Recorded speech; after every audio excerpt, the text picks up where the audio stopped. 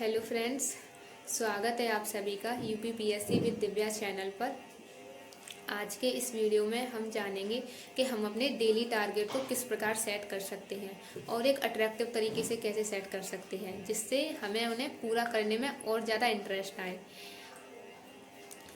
जब हम अपने सिलेबस को मंथ के, फिर वीक और फिर डे बाय डे डिवाइड करते हैं तो उससे क्या रहता है कि चीज़ें एक वे में चलती हैं जिससे डिस्ट्रैक्शन भी नहीं होता है और एक टाइम मैनेजमेंट भी साथ ही साथ चलता रहता है। तो यही सब चीज़ें मैंने भी करी थी। मैंने अपनी तैयारी अपने गांव में घर पर रहकर ही की थी, तो उसमें और ऑनलाइन तरीके से की थी।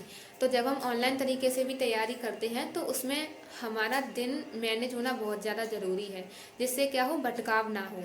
तो मैंने सोचा कि क्यों ना ये सब चीज़ें आपके साथ भी शेयर की जाएं और कहीं ना कहीं ये आपके लिए भी हेल्पफुल हो। तो मैं यही आशा करूँगी कि ये सब चीज़ें आपकी तैयारी में आपको कुछ भी लाभ दें तो बहुत बहुत अच्छा होगा। हेलो फ्रेंड्स, तो आप सभी देख सकते हैं कि मैं अपने दिन को कैसे मैनेज करती थी। जैसे आप ये देख रहे होंगे, ये एक A4 शीट है और इसको मैं भी ऐसे ब्रैकेट कर लेती थी और ऐसी कई सारी शीट्स थी जिसमें से कुछ मुझे मिल पाई थी। तो जैसे मुझे जो भी अगले दिन करना है तो मैं उसको ऐसे लिख लेती थी और फिर जो चीज़ें पूरी होती जाती थी उसको यहाँ पर काट देती थी। जब सोने से पहले जो होती थी वो कट जाती थी।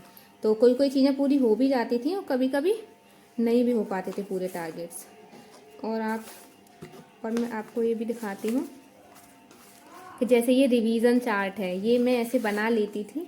इससे क्या होता है कि मुझे थोड़ा अच्छा लगता था पढ़ने में, ऐसा लगता था कि हाँ मैं कुछ कर रही हूँ और थोड़ा एक अट्रैक्टिव वे में पढ़ाई होती थी। जैसे ये प्रीलिम्स के लिए है, तो जो भी सब्जेक्ट आने होते हैं, जो भी सब्जेक्ट हमारे आते हैं प्रीलिम्स में, तो उनको मैंने ऐसे लिख लिया था। तो ये क्या है, जो भी रिवीजन है, मैं जितना मैंने रिवीजन करती थी उतना ही उसके सामने ये टिक लगा लेती थी।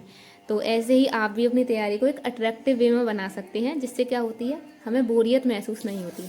ऐसे ही मैंने कई सारे बना रखे थे। जैसे आप ये भी देख रहे होंगे, एक ये भी है। तो मैंने 3 अटैम्प्ट दिए थे, तो उनमें ही ये भी मैं थोड़ा इनोवेशन सा करती रहती थी अपनी तैयारी में, क्योंकि मैं अपनी तैयारी ऑनलाइन माध्यम से करती थी। तो जैसे ही मेरा कोई पीयर ग्रुप नहीं था तो अकेले मुझे पढ़ने में थोड़ा इंटरेस्ट सा लगता था। जैसे आप, ये मैंने रिवीजन मेंस के लिए भी ऐसा ही बना लिया था। फिर मैं क्या करती थी कि हर चीज़ के लिए फिर मैंने यही ऐसा ही एक अपना वो बना लिया था। जैसे आप देख रहे होंगे कि हिंदी, ऐसे, जीएस के पेपर और ये सब चीज़ें, जो भी चीज़ें ज़रूरी होती हैं, तो इनमें क्या है, टेस्ट और रिवीजन, मैंने कितने टेस्ट लिखे और कितना रिवीजन किया, तो उन सब चीज़ों को मैं ऐसे कर, जो मैंने टेस्ट दिया तो उसके सामने टिक कर दिया। तो इससे हमें ये भी पता चलता रहता है कि हमने कितना टेस्ट लिख दिया किस पेपर का और हमने कितना रिवीजन कर दिया है। कभी कभी क्या होता है कि हमारा जो जो हमें पढ़ने में अच्छा लगता है, जैसे कोई सब्जेक्ट है, जैसे इंडियन पॉलिटी है, हमको पढ़ने में अच्छी लगती है, तो हम उसी को रिवीजन करते रहते हैं और दूसरे सब्जेक्ट को भूल जाते हैं। लेकिन इससे क्या होता है कि क्या होगा, हमें पता है हमारी पॉलिटी इतनी हुई है तो दूसरा सब्जेक्ट हमारा कम रहा है, तो उसको क्या कर सकते हैं, उसको हम अगले दिन अपने टारगेट में यहाँ पर, जैसे भी हम डेली टारगेट सेट करते थे, तो उनको हम यहाँ पर लिख सकते हैं। तो इससे क्या पता चलता रहता है कि हाँ हमारा कौन सा सब्जेक्ट कितनी बार रिवाइज हो चुका है। तो ऐसे ही हैं जो आप सभी देख सकते हैं। तो मैंने ऐसे ही सब चीज़ें सेट करती रहती थी और उनको काटती रहती थी। इससे क्या होता है कि थोड़ा अच्छा लगता था। और ये भी आपको दिखाती हूँ, ये अभी का था, 2022 के लिए भी मैंने ऐसा ही बना रखा था। तो क्योंकि रिजल्ट तब 7 अप्रैल को आ ही गया था होपफुली, और मेरा सिलेक्शन हो गया, तो फिर ये आगे की चीज़ें नहीं हुई।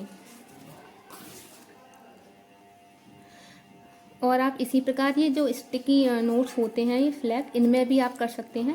जैसे मैंने बाद में ये इनमें भी किया था। जैसे भी जो भी हमें करना है वो सब चीज़ें आप लिख लीजिए और अपनी टेबल के सामने मैं चिपका लेती थी। और जैसे मुझे एथिक्स की आंसर राइटिंग करनी है और क्या करना है, सोशियोलॉजी रिवीजन करनी है और GS2 इंटरनेशनल रिलेशन लर्न करना है, जैसे मैंने 100% है तो मेरा पूरा हो गया होगा ये। तो इन्हीं सब चीज़ों से आप अपनी तैयारी को एक अच्छे रोचक तरीके से कर सकती हैं। तैयारी तो हमें करनी होती है, अपने डेली टारगेट भी पूरे ही करने होते हैं। बिना सिलेबस कंप्लीट किए हमारा सिलेक्शन शायद नहीं हो पाएगा। लेकिन जब हम चीज़ों को थोड़ा अट्रैक्टिव वे में करते हैं ना, तो तैयारी हमें बोरियत से नहीं लगती है, हमें पढ़ने में भी इंटरेस्ट आता है। जैसा मैं आपको ये वाला दिखाऊं, तो इसमें मैंने क्या है, इसमें देखो, ये मैंने तो मेरा 30% ही पूरा हो पाया होगा, तो मैंने इसमें ये सैड सा इमोजी बना दिया है। ये दिखाऊँ आपको, तो जैसे देखिए इसमें मैंने 70% कंप्लीट कर लिया था। तो ऐसे ही आप भी क्या कर सकते हैं, जो भी आपको तैयारी करनी है, जो भी आपको अगर नेक्स्ट डे जो भी टॉपिक पढ़ना है वो आप लिख लिया करें। जैसे ये देखिए, ये भी मैंने ना लिखकर मोर रिवीजन मोर प्रैक्टिस अपनी टेबल के सामने लगा लिया था, जिससे क्या रहे, हमें हमेशा ध्यान रहे। हम कहते तो हैं कि हमें रिवीजन करना चाहिए, रिवीजन करना चाहिए, लेकिन क्या करते हैं, हम करते नहीं हैं, सिर्फ अपने नोट्स तैयार करने में लगे रहते हैं। तो सारी चीज़ें हमारी आंखों के सामने रहे। मेरा क्या रहता था कि मेरी जो भी मैं कर रही हूँ, जो भी मेरे टारगेट हैं, वो मेरी आंखों के सामने रहे। मैं डायरी मेंटेन नहीं करती थी, क्योंकि डायरी क्या होता था, कभी कभी मैं डायरी को खोल ही नहीं पाती थी, इसलिए मैं इन सब चीज़ों से अपने सामने, नज़रों के सामने रखती थी। तो ऐसे ही आप भी अपनी तैयारी को कर सकते हैं और इस वीडियो से आप कुछ हिंट भी ले सकते हैं। और जैसे कुछ मोटिवेशन के लिए भी मैं चिपका के रखती थी अपने, जैसे ये your goals don't care how you feel. तो कभी कभी सभी को इस तैयारी में लगता है कि हमारा सिलेक्शन कब होगा, क्या होगा, तो मुझे भी लगता ही था। तो मैंने ये ऐसा लगा के अपनी टेबल पे चिपका लिया था कि हमें क्या लग रहा, हमें आज अपनी तैयारी करते समय क्या लग रहा है, हम दुखी हैं या फिर कोई भी कैसी सिचुएशन है, तो इससे हमारे गोल को कोई भी फ़र्क नहीं पड़ रहा है। हमारा गोल तो तभी ही पूरा होगा जब हम उसके लिए मेहनत करेंगे।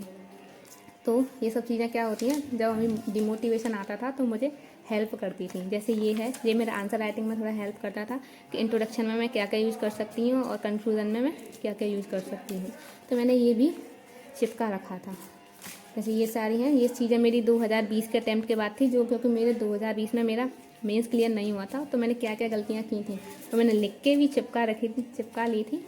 तो कभी कभी क्या होता है कि हम अपनी गलतियों को ही नहीं मानते हैं। मैंने कई सारे एस्पायरेंट देखे हैं इस दौरान कि उन्हें अपनी गलतियां ही नहीं पता होती हैं। वो कहते हैं कि हाँ, हमारा पेपर हम कंप्लीट नहीं कर पाए थे, आंसर अपने पूरे नहीं कर पाए, लेकिन वो ये मानने को तैयार नहीं है कि हमारा सिलेक्शन क्यों नहीं हुआ। जैसे आप एक ये भी देख सकते हैं कि ये आंसर राइटिंग के टाइम मैंने लगा रखा था। जैसे मैंने ये कुछ डायग्राम्स हैं, ये सेलेक्ट कर लिए थे, जैसे ऑन पे टिक लगा लिया था। ये भी मैंने अपनी टेबल के सामने लगा लिया था कि जब भी हम आंसर राइटिंग करते हैं तो हम इन डायग्राम्स को अपनी आंसर राइटिंग में अपनी कॉपी में यूज़ कर सकते हैं। तो आप भी इसी प्रकार इन सब चीज़ों से थोड़ी बहुत हिंट लेकर अपनी तैयारी में यूज़ कर सकते हैं। और मैं आशा करती हूँ कि ये वीडियो आपके लिए हेल्पफुल रहेगी। चीज़ें तो काफ़ी छोटी छोटी हैं, लेकिन मुझे लगता है कि ये सब चीज़ें भी हमारी तैयारी में काफ़ी हेल्पफुल रहती हैं। इससे क्या होता है कि हमारा पूरा दिन मैनेज रहता है और भटकाव कम से कम होता है। तो फ्रेंड्स, वीडियो को शेयर कीजिएगा और चैनल को सब्सक्राइब कीजिएगा। वीडियो को देखने के लिए आप सभी का बहुत बहुत धन्यवाद। Thank you so much.